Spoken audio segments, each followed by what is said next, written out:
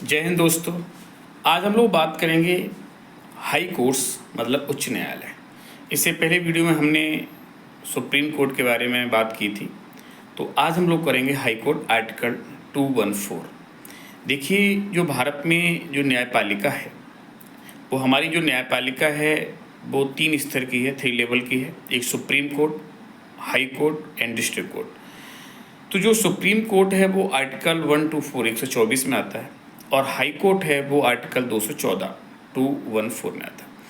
तो सबसे पहले हम बात करेंगे कि हमारा संविधान कहता है कि प्रत्येक राज्य में एक हाई कोर्ट होगा, लेकिन है नहीं।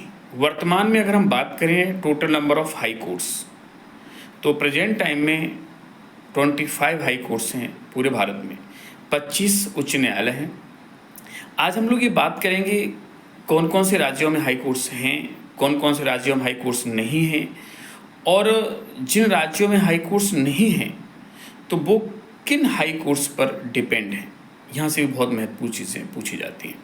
तो सबसे पहले हम बात करते हैं कि 25 हाई कोर्ट्स हैं। टोटल राज्य हैं 28, 28 राज्य हैं और 8 केंद्र शासित राज्य हैं। तो 28 और 8 हो गए 36, लेकिन हाई कोर्ट्स हैं 25। इसका मतलब ये है कि टोटल 36 में से 11 में हाई कोर्ट्स नहीं हैं, जिनमें से हमारे 6 जो हैं वो हमारे ऐसे राज्य हैं और 5 हमारे ऐसे यूटी स्टेट्स हैं, केंद्र शासित राज्य हैं, जिनमें हाई कोर्ट्स नहीं हैं। तो सबसे पहले हम इन्हीं को देख लेते हैं कौन कौन से राज्यों में हाई कोर्ट्स नहीं हैं। जैसे कि जिन राज्यों में नहीं हैं, पंजाब में अपना हाई कोर्ट्स नहीं है क्योंकि वो चंडीगढ़ पर डिपेंड है। हरियाणा के पास अपना हाई कोर्ट नहीं है, चंडीगढ़ पर डिपेंड है। गोवा के पास अपना हाई कोर्ट नहीं है क्योंकि वो मुंबई हाई कोर्ट पर डिपेंड है। और आपका अरुणाचल प्रदेश पे नहीं है, जो गुवाहाटी आसाम पे डिपेंड है। मिज़ोरम के पास हाई कोर्ट नहीं है, वो भी गुवाहाटी आसाम पे डिपेंड है। और नागालैंड के पास नहीं है, वो भी आसाम गुवाहाटी पे ही डिपेंड है। तो कहने का मतलब ये है कि 6 ऐसे भारत के राज्य हैं जिनमें से 3 राज्य हमारे जो नॉर्थ ईस्ट के हैं और 3 राज्य हमारे नॉर्थ के आते हैं। जैसे कि पंजाब, हरियाणा, गोवा, 3 इधर के हैं और 3 इधर के हैं। जैसे हमारे अरुणाचल प्रदेश है, मिज़ोरम है, नागालैंड है। ये 6 राज्य हमारे ऐसे हुए हैं जिनके पास स्वयं के हाई कोर्ट नहीं हैं, ये दूसरे हाई कोर्टों पर डिपेंड हैं। तो हमें ये भी याद रखना है, पंजाब, हरियाणा और चंडीगढ़, इन तीनों का ही एक ही संयुक्त हाई कोर्ट है। पंजाब हरियाणा हाई कोर्ट चंडीगढ़ में पड़ता है, तो चंडीगढ़ पर है तो पंजाब हरियाणा उसी पे डिपेंड है। गोवा डिपेंड है महाराष्ट्र मुंबई हाई कोर्ट पर। अरुणाचल प्रदेश, मिज़ोरम और नागालैंड, ये तीनों जो राज्य हैं वो गुवाहाटी हाई कोर्ट असम पर डिपेंड है। तो ये तो हो गए 6 राज्य। अब हम बात कर लेते हैं 5 हमारे ऐसे केंद्र शासित राज्य हैं जिनके पास स्वयं के हाई कोर्ट नहीं है। कौन कौन से हैं? एक लद्दाख है। लद्दाख के पास स्वयं का हाई कोर्ट नहीं है, तो लद्दाख डिपेंड है जम्मू कश्मीर हाई कोर्ट पर। ठीक है, लद्दाख के पास नहीं है। दादरा एंड नगर हवेली, दमन दीव, ये पहले 2 अलग अलग स्टेट हुआ करते थे, यूटी, दोनों को मर्ज कर दिया गया है। तो अब दादरा नगर हवेली दमन दीव का जो हाई कोर्ट स्वयं तो है नहीं और ये डिपेंड है बम्बई हाई कोर्ट पर। दादरा नगर हवेली दमन एंड दीव। लक्षद्वीप के पास भी हाई कोर्ट नहीं है, तो लक्षद्वीप डिपेंड है ये Kerala high court, Ernakulam high court Kerala, तो केरल पर डिपेंड है। इसके बाद पुडुचेरी के पास अपना हाई कोर्ट नहीं है, तो पुडुचेरी ये डिपेंड है ये तमिलनाडु मतलब चेन्नई हाई कोर्ट पर, मद्रास हाई कोर्ट पर। और अंडमान एंड निकोबार द्वीप समूह, इसके पास भी अपना हाई कोर्ट नहीं है, तो ये डिपेंड है Kolkata high court West Bengal पर। तो आपने सुना क्या? आपने देखा कि लद्दाख, दादरा नगर हवेली दमन दीव, लक्षद्वीप, पुडुचेरी, अंडमान निकोबार द्वीप समूह, ये 5 ऐसे केंद्र शासित राज्य हैं जिनके पास स्वयं के हाई कोर्ट नहीं है। अब देखिए, ये तो हमने देखा कि किन राज्यों में हाई कोर्ट्स नहीं है। इसके बाद जितने बचे हुए राज्य हैं उन सब के पास अपने स्वयं के हाई कोर्ट्स हैं। हम आपको ये भी बात में बताएंगे कि किस राज्य का हाई कोर्ट का जो मुख्यालय है वो कहाँ कहाँ पे है, ये भी हम आपको नेक्स्ट बताएंगे भी। तो सबसे पहले हम बात करेंगे जो भारत में जो पहला हाई कोर्ट बना वो कलकत्ता में बना था। देखिए, सुप्रीम कोर्ट भी पहला कोलकाता में बना था। जब 1773 की रेगुलेटिंग एक्ट के तहत 1774 में कोलकाता में भारत का पहला सुप्रीम कोर्ट बना था। और इसी प्रकार देखा जाए तो 1862 में 1862 में सबसे पहले कलकत्ता, बम्बई और मद्रास 3 हाई कोर्ट बनाए गए थे 1862 में। तो हमें ये याद रखना है कि कलकत्ता, मद्रास और बम्बई 3 हाई कोर्ट 1862 में बने थे। ये सबसे पहले 3 हाई कोर्ट्स भारत के बने थे। चौथा जो हाई कोर्ट बना था 1866 में, 1866 में जो चौथा हाई कोर्ट बना था भारत में, वो बना था इलाहाबाद हाई कोर्ट। अब इलाहाबाद का नाम प्रयागराज हो गया है। तो इलाहाबाद हाई कोर्ट 1866 में। इसके बाद आपने देखा कि सन 2000 में भारत में 3 नए राज्य बने थे। और 2000 में 3 जो नए राज्य बने थे, एक छत्तीसगढ़ बना था, उत्तराखंड बना था और झारखंड बना था।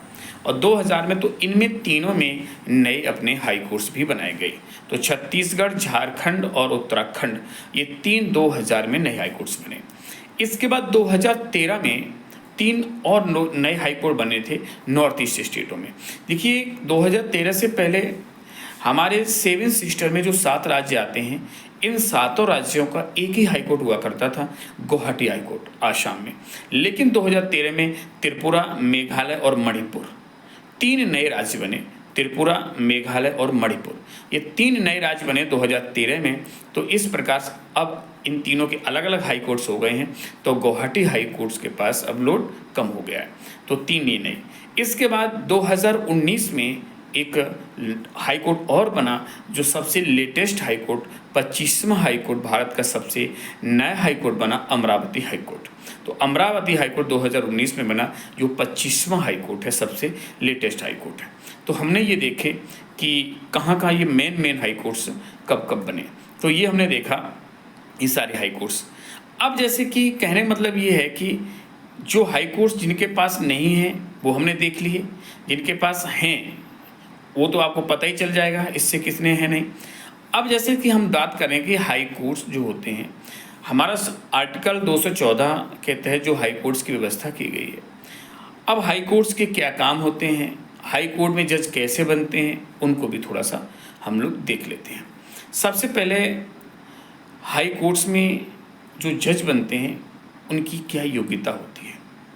सबसे पहले भारत का नागरिक होना चाहिए, पहला पॉइंट, भारत का नागरिक हो। दूसरा पॉइंट है एज 62 से कम हो। जैसे सुप्रीम कोर्ट में हमने देखा था एज 65 से कम होना चाहिए, तो हाई कोर्ट में जो एज होती है वो 62 से कम होना चाहिए। और जो तीसरा पॉइंट है उसमें 2 पॉइंट हैं अथवा वाले। उसमें ये पॉइंट है कम से कम 10 years as a justice any district court.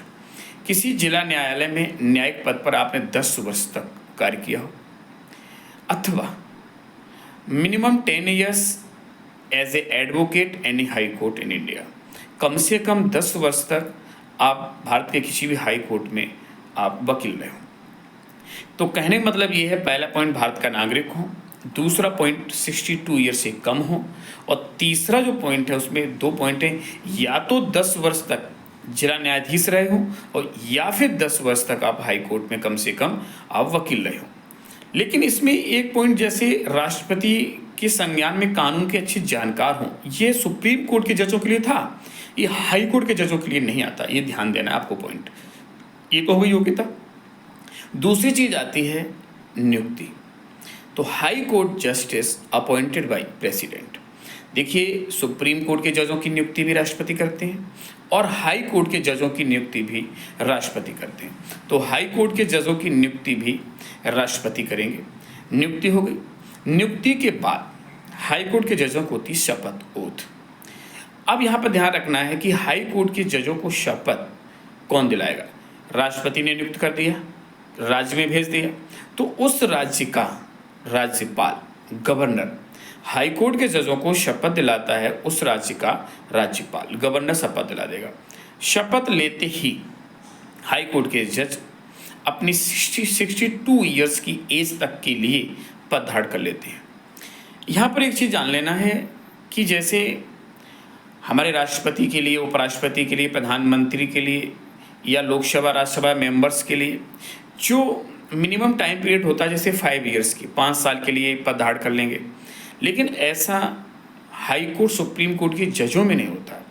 Supreme court के जज शपथ लेते ही अपने 65 एज तक के लिए हो जाएंगे और हाई कोर्ट के जज अपने शपथ लेते ही 62 वर्ष की उम्र तक के लिए पद धारण कर लेते हैं। इनमें मिनिमम ऐसा नहीं होता है कि 4 साल, 5 साल, 6 साल कुछ मिनिमम लिमिट हो। तो 62 वर्ष की उम्र तक के लिए हाई कोर्ट के जज अपना पद धारण कर लेंगे। 62 की उम्र से कभी भी पहले हाई कोर्ट के जज अपना रिजाइन त्याग पत्र दे सकते हैं। वो अपना त्याग पत्र दे सकते हैं राष्ट्रपति को, तो राष्ट्रपति ही बनाता है और राष्ट्रपति ही रिजाइन लेता है। दूसरी कंडीशन है कि आपको पद से हटाया जा सकता है। तो हाई कोर्ट के जजों को भी, जैसे सुप्रीम कोर्ट के जजों को हटाने की जो प्रोसेस थी, सेम वही प्रोसेस है हाई कोर्ट के जजों को भी हटाने की। हाई कोर्ट के जजों को भी जो है महाभियोग जैसी प्रक्रिया के द्वारा राष्ट्रपति हटा सकता है। तो संसद के दोनों सदनों में प्रस्ताव पास होने के बाद राष्ट्रपति हाई कोर्ट के जजों को भी हटा सकता है। तो हमने देखा हाई कोर्ट के जज कैसे बनते हैं, कैसे हटते हैं, शपथ कौन दिलाता है, ये तो हमने देख लिया।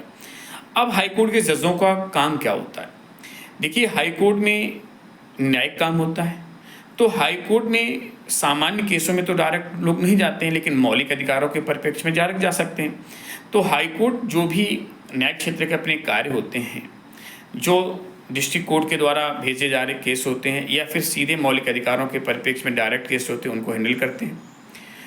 और इसमें ऐसा नहीं होता है कि जैसे किसी को हटा दिया गया जज को और फिर उसको कब तक भर लेना चाहिए, तो ऐसा कोई निश्चित टाइम पीरियड इनका भी नहीं होता, जैसे सुप्रीम कोर्ट में भी नहीं होता है।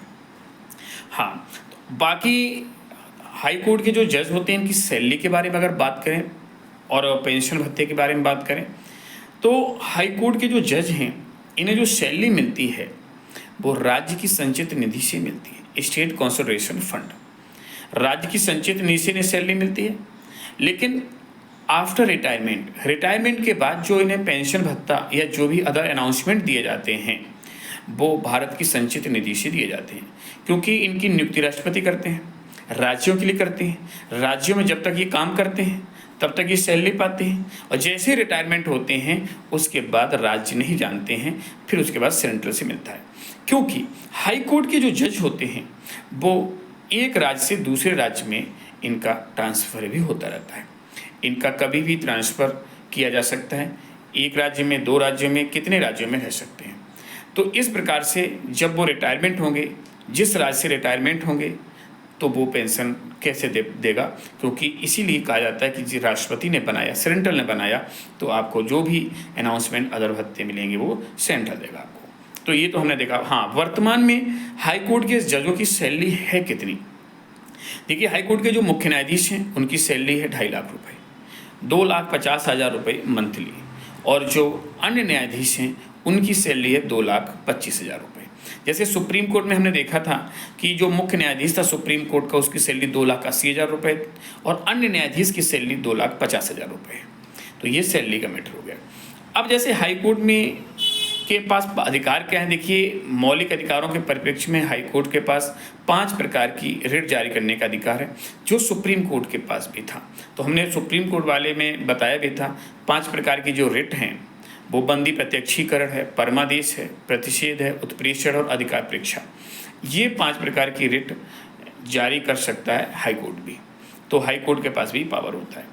तो ये चीज़ें इतनी आप जानते रहिए। अब हम अगले वीडियो में आपको बताएंगे कि कौन कौन से भारत के जो 25 हाई कोर्ट्स हैं उनके मुख्यालय कहाँ कहाँ हैं।